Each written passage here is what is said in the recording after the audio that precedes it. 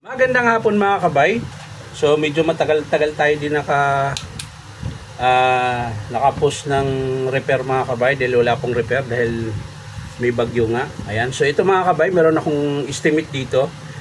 Job number 39818 letter B. Ang model nito mga kabay, DWE 8200PL. Ito po yung dead man switch kung tawagin nila. Yung pag pinisil mo, tapos nabitawan mo, namamatay. So ito mga kabay, gumagana pero malakas yung siklab. Tapos minsan pahinto-hinto yung andam. Ayan po, nakasaksak po yan. Tetesting natin.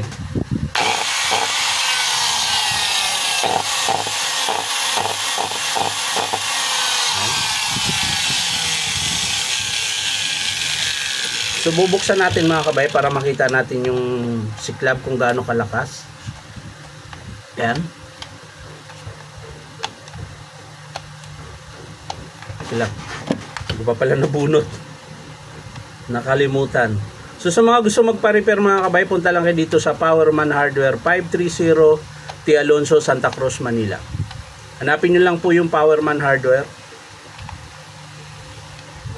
So yan, natanggal na natin. Tanggalin muna natin itong tali mga kabay.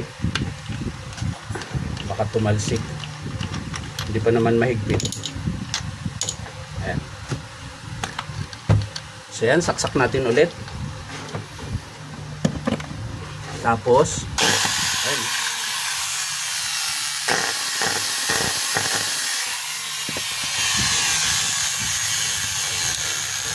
So titingnan natin mga kabay kung anong dahilan. So baka armature na naman ito mga kabay. Basag yung carbon nyo. Ayun, mahaba pa pero nabasag. Basag yung carbon. Ano kaya nangyari dito?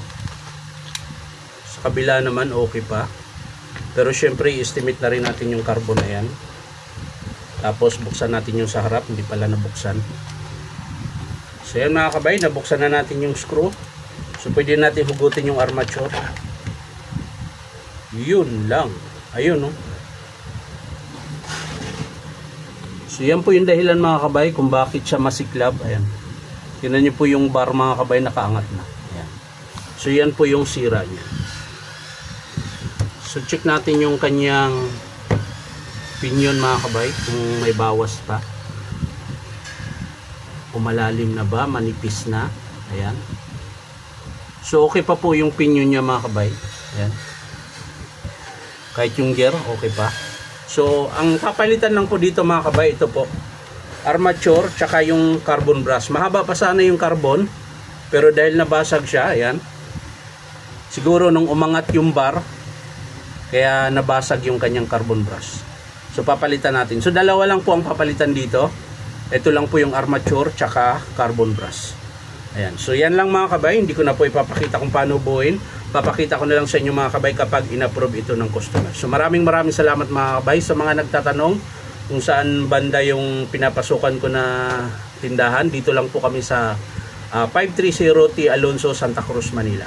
So yan lang mga kabay. Dito na rin mabibili yung spare parts ng DeWalt, Black & Decker, tsaka Stanley. Pero hindi lahat po mga kabay merong available na stock. Minsan walang stock. Ayan. So yan lang mga kabay. Maraming salamat. Bye-bye.